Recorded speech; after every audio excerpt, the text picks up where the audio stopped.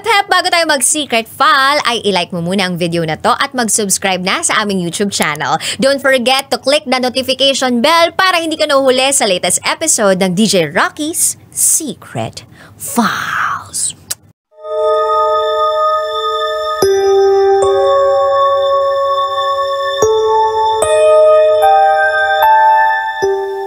And now, it's time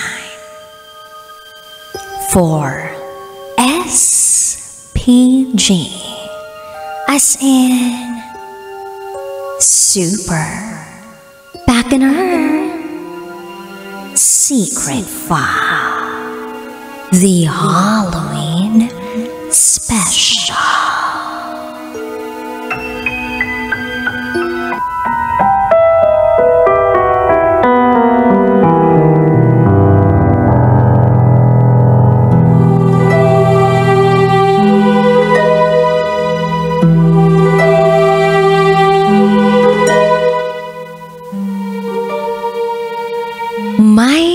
Nakasabit na buto sa bintana ng kapitbahay ko.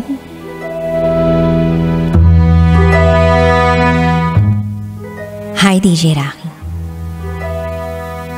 Itago mo na lang ako sa pangalang Divina.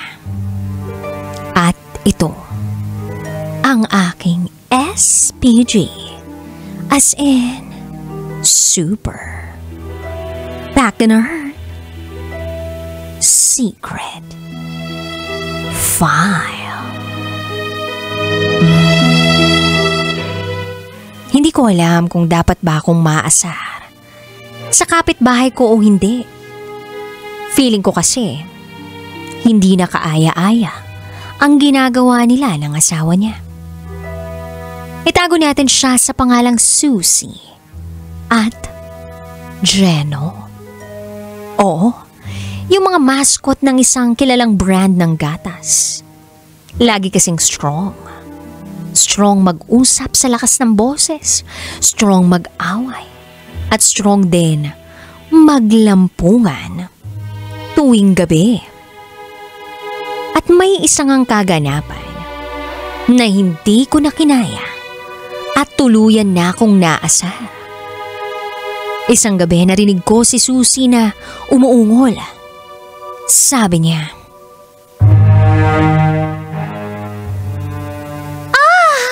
Geno! Harder, Geno!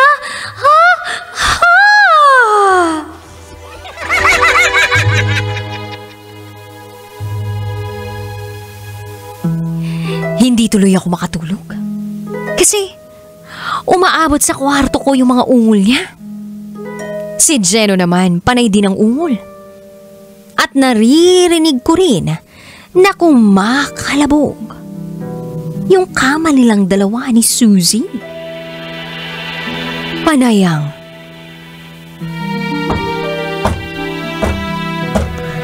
ng kahoy na tila higaan nila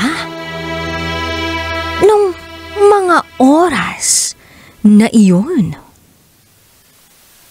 Hindi ko lang pinansin kasi baka saglit lang. Pero nakakainis na talaga sa totoo lang. Kaya ko pa namang magtiis. Maya-maya pa narinig ko na si Susie sumisigaw na ng, Geno! Tigas ng buto mo! Ang tigas! Ang haba! Ang laki!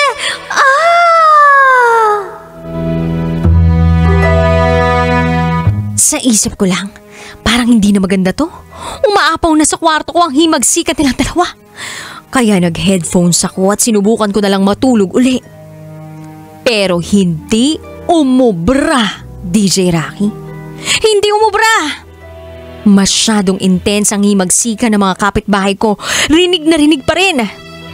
Kaya ang ginawa ko, nagbihis ako at lumabas para sulungin ang katabing bahay kung saan nakatira sina Susie at Geno. Nung nasa harap na ako ng bahay nila, nakatabing-katabi lang ng bahay namin. Natigil ang lahat ng tunog at ungol. As in, wala na akong narinig na ingay na kahit ano. Pero determinado akong sawayin yung mag-asawa para maging sensitive naman sila sa paligid nila dahil nakakaistorbo nga kasi. Kaya kumatok ako sa kanilang malaking pinto na gawa sa kahoy. Kinatok ko ang pinto. Ngunit wala akong narinig na sagot. Kaya ang sunod kong ginawa, tumingin ako sa bintana ng kanilang bahay. Pero laking gulat ko nang may makita akong nakasabit na buto roon.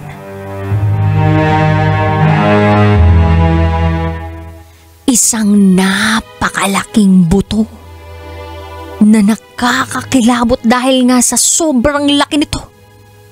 Kaya napatili at napasigaw ako ng "Ay!" Saktong-sakto, narinig ko ring sumigaw yung mag-asawa at lumabas ng kanilang bahay na may dalang mga kutsilyo. Nakita ko sila na nakatingin na sa akin kaya tumakbo ako palayo dahil sa gulat.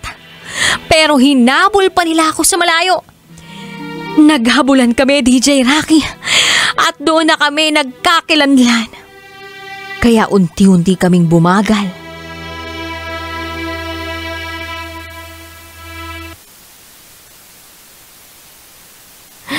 Hanggang sa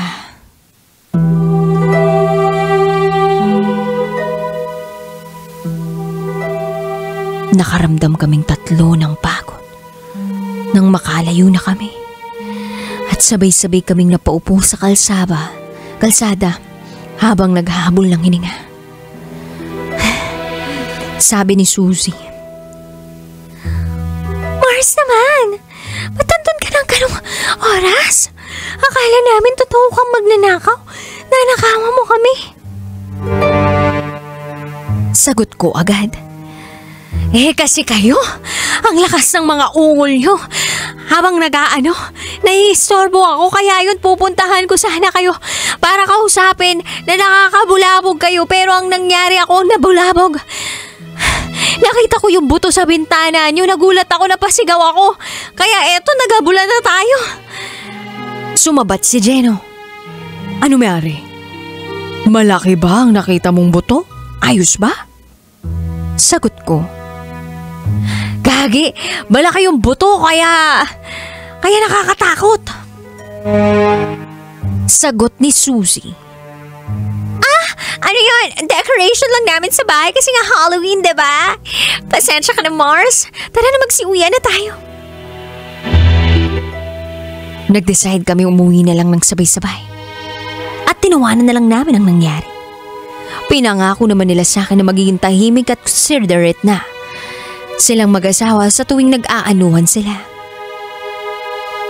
Okay na kami, DJ Rocky. Pero teka, yung buto na sinasabi nila na nakasabit sa bahay nila? Oo nga pala, hindi yun buto na skeleton. Curious ka ba kung anong klaseng buto yun? Bahala na kayong mag-isip.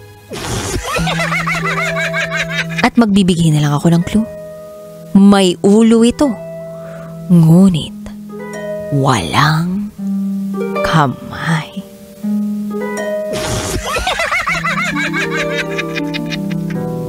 Madalas patay, pero tumatayo pagbuhay.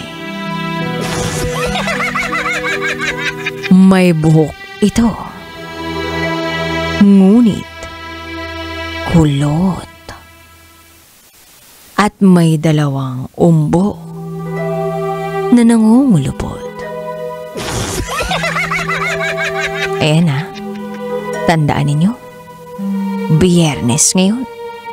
Mag-ingat sa mga buto na gumagalaw at nangangalapit. Baka biglang kumatok sa iyong bandang singit. Ingat ka, lalo na pag may lumabas na malagkit. Baka after 9 months, may lumabas sa tiyan mo na isang bulele. Happy Halloween at salamat sa pagbabasa ng aking kwento. DJ Rocky. Hanggang sa muli. Muli, ako si Divina.